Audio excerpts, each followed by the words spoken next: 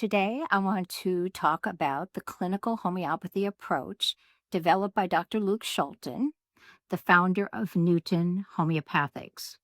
So, clinical homeopathy is a general approach that uses the clinical experience throughout time of homeopaths in their treatment protocols. Now, Dr. Luc expanded on that concept and also integrated the works of three French homeopaths, Dr. Léon Vannier, Dr. Albert Leprince, and Dr. Henri Bernard, along, of course, with the work of Samuel Hahnemann and Luc's amazing amount of clinical experience himself in the development of the clinical homeopathy approach that he then used in developing formulas for Newton Laboratories or Newton Homeopathics. Dr. Chaltin developed tuberculosis back in the 60s while he still lived in Belgium, went to an allopathic doctor, got the medications, could not tolerate the drugs, and he felt homeopathy was the answer. So he went to a homeopath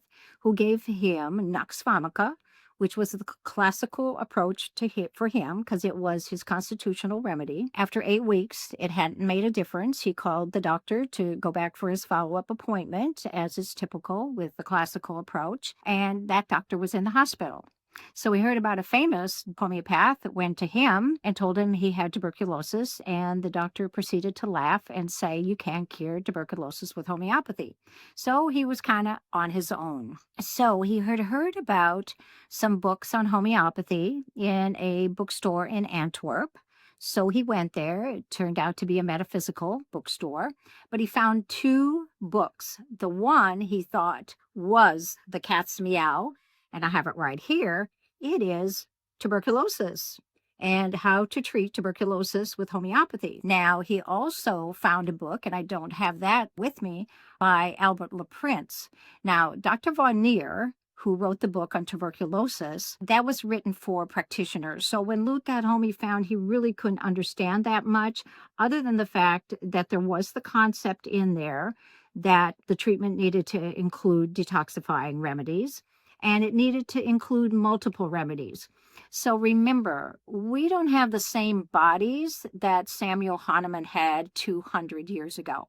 Okay, ours has been muddied, so to speak, by medications, pesticides, insecticides, antibiotics, steroids, vaccinations, etc. So we don't have those same bodies. So Dr. Vannier felt you needed to treat all organs and all symptoms and all imbalances at the same time, and you needed multiple remedies to do that.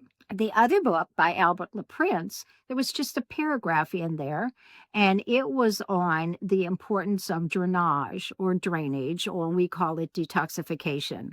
So this is where Dr. Chaltin zeroed in on to start with, because the other book about tuberculosis was for practitioners and he didn't understand it. But he proceeded to make a remedy that included several detoxifying remedies because he wasn't sure which one. So he just combined it all together because Vannier said you need multiple ones anyway. And that was the very first complex that Dr. Chaltin made for Newton. And it was called the drainer or the detoxifier. And after a couple weeks, he started recovering, and long story short, within 9 months, the so-called cavity in the x-rays was gone, and he was so-called cured, although we can't use the cure word, of the tuberculosis. Now, another book that he picked up at the store was one by Henri Bernard, and it was about the typology. And the typology is when a person has a propensity for a future imbalance. And the typology, it's a remedy as well, not to be confused with the constitutional remedy that the classical homeopaths use. It is for the constitutional typology. So, for instance, Dr. Luc was a phosphorus. He was very tall with long fingers, long legs and arms. So there's typical body types, but it also takes into account the emotions of the person, the psychology of the emotions. Now, Dr. Bernard wasn't the originator of the typology, but he's the one that really promoted it and advanced it. And he actually met with Dr. Chaltin when he was still alive over in Belgium. So when the complexes for Newton are made, they aren't just go to the Materia Medica and find a bunch of remedies that say they're for the cold or sinus. It is a certain way that they are picked and put together. So Newton complexes aren't just a bunch of single remedies put together haphazardly. There is a method to the madness, and it's through the works of Leprince, Vannier, Bernard, Hahnemann, and Dr. Luc's many years of clinical experience. So they are much, much more comprehensive and really is what is necessary in today's time of chronic disease and our environment. So when you think of the flu complex, for example, it's not made up of just influenzinum. It has influenzinum in there, as a matter of fact, about 20 different strains, but it also has aconitum for the chills, phosphorus for the fever, ipecac for the nausea, gelsemium for the aching. So very, very comprehensive.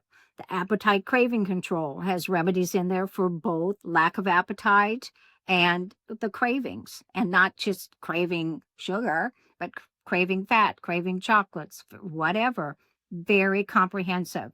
So in this day and age, again, remember, we don't have the same bodies as we had 200 years ago. So why are we treating like we do? So we believe there's the comprehensive advantage of having a combination remedies.